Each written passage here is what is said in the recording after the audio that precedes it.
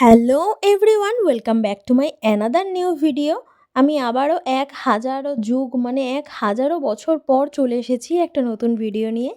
তো এই ভিডিওটা হচ্ছে যখন শীত পড়েছে তখনকার। অনেকটা দেরি করে ফেললাম ভিডিওটা দিতে। তো কোনো ব্যাপার না, চলো ভিডিওটা দেখতে থাকো। সেই দিনকে আমি আমার ফ্যামিলির সঙ্গে গেছিলাম এক জায়গায় ঘুরতে। কোথায় ঘুরতে গেছিলাম সেটা না হয় পরেই বলবো। ওই যে দূরে দাঁড়িয়ে আছে যে বাসটা দেখতে পাচ্ছ কি? ওই বাসটা করেই কিন্তু আমরা এসেছি। আর আমরা এখানে ফ্যামিলি রিলেটিভস নিয়ে মোটামুটি অনেকে এসেছি।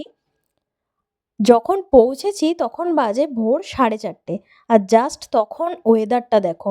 তখনও কিন্তু শীত পড়েনি, কিন্তু তখন এত হাওয়া দিচ্ছে, প্রচণ্ড ঠান্ডা লাগছিল। তাই জন্য বাসে কিছুক্ষণ ওয়েট করার পর একটু পরে আমরা নামলাম। তখন মোটামুটি আকাশটা ক্লিয়ার হয়ে গেছে অনেকটা। হ্যাঁ, কুয়াশা রয়েছে, কিন্তু আগের থেকে অনেকটা কমেছে।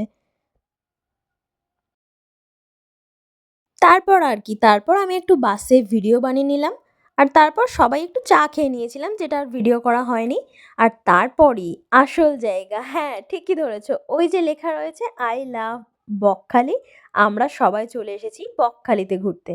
তো চলো ভিডিওটা কন্টিনিউ দেখতে থাকো। কোথায় কোথায় ঘুরি, কী কী জায়গা ঘুরি, কোথায় কোথায় যাই, সমস্তটাই ভিডিওতে শেয়ার করব। তো চলো দেখতে থাকো। বকখালিতে আসার পরে আমরা সবাই প্রথমে একটু ব্রেকফাস্ট করে নিয়েছিলাম। ওই পাউরুটি, কলা, ডিম সিদ্ধ যা খাই ওই সমস্ত কিছু আর ভিডিও করিনি। আর তারপরেই সবাই মিলে চলে গেছিলাম ঘুরতে। হ্যাঁ, এখানে তোমাদের দাদাভাই নেই, তোমাদের দাদাভাই মিসিং, ওকে আমি নিয়ে ঘুরতে আসিনি। তো বকখালি আসার পরে আমরা প্রথম যে জায়গাটা ঘুরতে গেছিলাম সেটা হচ্ছে ওয়াচ টাওয়ার। ওয়াচ টাওয়ারের কিছু কিছু জায়গার ভিডিও আমি তোমাদের সঙ্গে শেয়ার করছি। তো এখানে এই ঝিলটাকে দেখিয়ে আমাদের গাইড আমাদেরকে বলেছিল যে এখান থেকেই নাকি সুন্দরবনের কিছুটা অংশ স্টার্ট হয়েছে। এখানে অনেক জায়গাতেই বোর্ডে আমি দেখছিলাম যে লেখা রয়েছে এই জায়গাটাতে নামা নিষিদ্ধ। হয়তো ওখানে কোনো রকম খতরনাক কিছু, মানে খতরনাক কিছু বলতে নরম মাটি বা এরকমই কিছু একটা হবে। আর এই জঙ্গলের না অনেকটা দূরে আমরা বেশিরভাগ হরিণ দেখতে পেয়েছিলাম।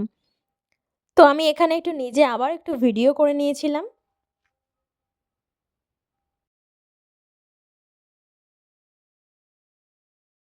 আমরা সকলেই জানি যে সুন্দরবনে ম্যানগ্রোভ অরণ্য প্রচুর। প্রচুর মানে সুন্দরবনে অবস্থিতই রয়েছে ম্যানগ্রোভ অরণ্য। তো আমি সেরকম কিছু কিছু গাছের ভিডিও তোমাদের সঙ্গে শেয়ার করলাম। জায়গাটা খুবই সুন্দর, আমার তো খুবই ভালো লেগেছে। তোমরাও একটু দেখো। আর বিশেষ করে এই সমুদ্রটা দেখো। জায়গাটা থেকে যখন বেরোচ্ছি আর সমুদ্রটার দিকে তাকালাম, জাস্ট কি বলবো, মানে খুবই ভালো লাগছে, মনটা একদম শান্ত হয়ে গেছিল। বিশ্বাস করো, একেতে শান্ত নিরিবিলি অঞ্চল, সেরকম কোনো আওয়াজ শোরগোল কোনো রকমই কোনো কিছু এখানে আমরা যাওয়ার পর থেকে পাইনি। খুবই ভালো লেগেছে আমাদের। তোমরাও দেখো, তোমাদেরও ভালো লাগবে। যদি অবশ্যই সময় সুযোগ পাও তো একবার অন্তত সুন্দরবন বা বকখালি কিন্তু ঘুরে আসবে। এত সুন্দর একটা জায়গায় গেছি, এদিকে রিলস বানাবো না তা কি কখনো হয়েছে? তো এই যে আমি আবারও একটা নতুন রিলস করে নিয়েছি, আর আমাকে রিলস করে দিচ্ছে অবশ্যই আমার একজন পার্টনার, সেটা হচ্ছে আমার একমাত্র ভাই। তারপর আবার ওই যখন এই রাস্তাটা থেকে বেরোচ্ছিলাম তো জায়গাটা দেখে আমার খুবই ভালো লাগছিল। মানে রাউন্ড যে শেপটা দেখো, এত সুন্দর লাগছে গাছের। তো এখন চলে এসেছিলাম ফ্রেজারগঞ্জ মৎস্য বন্দর। এটা সুন্দরবনের কাছেই অবস্থিত, বলতে গেলে এটা সুন্দরবনেই অবস্থিত। আর এই যে এই নদীটায় আমরা যদি ঘুরতে যাই, ওই যে ওই সাদা কালারের যে বোটগুলো দেখতে পাচ্ছ ওগুলো করে নিয়ে যাচ্ছিল। তো ওগুলো করে গেলে পরে পুরো সুন্দরবনের নানা রকম মানে অঞ্চল তোমাদেরকে ঘুরিয়ে দেখাবে। আর কিছু কিছু স্টপেজ রয়েছে, সেখানে দাঁড়িয়ে কিছু কিছু জায়গা আছে ওগুলো দেখাবে, হরিণ, বাঘ এই সমস্ত কিছু দেখাবে। আর ওই কালো কালারের যে বোটগুলো দেখতে পেলে ওগুলো সমস্ত বোটে মাছ ধরে, মানে মাছ ধরা হয়। ওখানে অনেক রকম মাছই আমরা দেখেছি। তারপর ওখান থেকে বেরিয়ে আবার চলে যাচ্ছি আরেকটা জায়গা ঘুরতে। তো এই জায়গাটার নাম ছিল I think garlic sea beach, এরকম টাইপের কিছু একটা নাম ছিল। যাই হোক, মনে আসছে না, নামটা ভুলে গেছি। গার্গিল সি বিচই ছিল যত সম্ভব। তাও যদি ভুল ত্রুটি হয় একটু ক্ষমা করে দিও, যদি তোমরা ঠিকঠাক জানো তো অবশ্যই জানিও।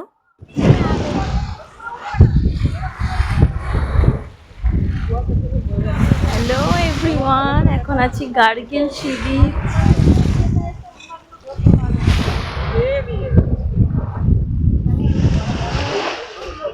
তো আগের ভিডিওটা তোমরা দেখতেই পেলে, আমি একটু ভয়েস ওভার দিয়ে নিয়েছিলাম ওই ভিডিওটাতে। মানে ভিডিওটা যখন করছিলাম তখনই ভয়েস দিয়েছিলাম, যাই হোক। আর এখানে সমুদ্রের জলের এত পরিমাণে আওয়াজ হচ্ছিল যে মানে কি বলবো, ওখানে থাকা পর্যন্ত যাচ্ছিল না, প্রচণ্ড আওয়াজ হচ্ছিল। আর ওই যে দূরে দেখতে পাচ্ছ সাদা অনেক বক উড়ে বেড়াচ্ছে, ওখানে আসলে মাছ ধরা হচ্ছে। তো ওই জন্য ওখানে প্রচুর মানে বক রয়েছে। বকগুলো না হলে অন্য সময় এখানেই থাকে, কিন্তু এখানে যাই হোক ছিল না, ভাগ্যক্রমে আমরা দেখতে পাইনি সামনের থেকে। আর তারপর চলে এসেছিলাম এই পার্কটাতে। পার্কটা খুবই ভালো লেগেছে, সবারই একটুখানি ছোটবেলার কথা মনে পড়ে গেছে, সবাই অনেক মজা করেছি। তো চলো পার্কে কি করেছি ভিডিওটা দেখতে থাকো। এই যে ছোটবেলাতে আমরা এগুলোকে বলতাম ঢেকি, জানি না এগুলোকে এখন মানুষ কি বলে, এখনকার বাচ্চারা এটাকে কি নামে জানে সেটাও জানি না। যাই হোক, এই ঢেকিতে মা আর ওইটা হচ্ছে আমার একটা ছোট্ট মাসি, যে মাসিটা আমার থেকেও ছোট। ওই মাসি আর মা চেপেছিল, আর এইদিকে চেপেছিলাম আমি আর আমার ভাই। তো পার্কটাতে ঢোকার জন্য আমাদের এন্ট্রি দিতে হয়েছিল মোটামুটি 20 টাকা করে টিকিট ছিল। 20 টাকা আন্দাজে না, পার্কটার ভিতরে অনেক মজা করেছি আমরা, বলতে গেলে সব জায়গা ঘোরার পরে লাস্ট যখন পার্কে ছিলাম না, পার্কে প্রচণ্ড মজা করেছি আমরা, হই হুল্লোড় মাস্তি করে অনেকক্ষণ সময় কাটিয়েছি পার্কে।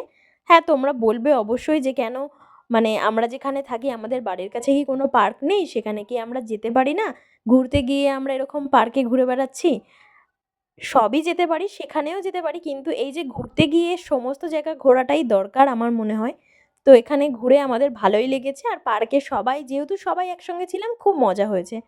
তো তারপর সেখান থেকে লাস্টে সবাই চলে গেছি আমাদের বকখালি সি বিচে, সেখানে গিয়ে মাছ ভাজা খেয়েছিলাম। তো ভিডিওটা এত পর্যন্তই।